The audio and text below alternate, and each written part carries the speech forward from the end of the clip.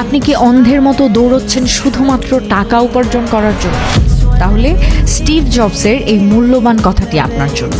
Steve jobs বলেছেন, যখন আমার যথেষ্ট টাকা ছিল না, আমি টাকা উপার্জনের জন্য ছুটি নিই, বরং আমি শান্ত হয়ে ভাবতে বসেছিলাম। আমরা প্রায় সবাই একই ভুল করি। টাকা নেই তো মরিয়া হয়ে যে কোনো কাজ ধরি, যে কোনো জায়গায় ছুটি। কিন্তু ব্যস্ততা আর কাজ এক জিনিস নয়।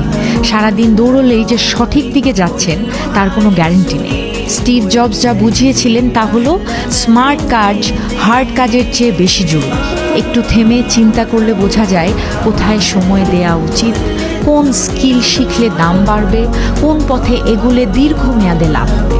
অন্ধের মতো দৌড়ানোর চেয়ে একবার থামুন, পরিকল্পনা করুন, নিজের স্ট্রেংথ চিনুন, একটা পরিষ্কার ভিশন তৈরি করুন। কারণ ভুল পথে দ্রুত দৌড়ানোর চেয়ে সঠিক পথে ধীরে ধীরে চলা অনেক ভালো। টাকা আসবে, কিন্তু তার আগে মাথা ঠান্ডা রাখাটা অনেক জরুরি।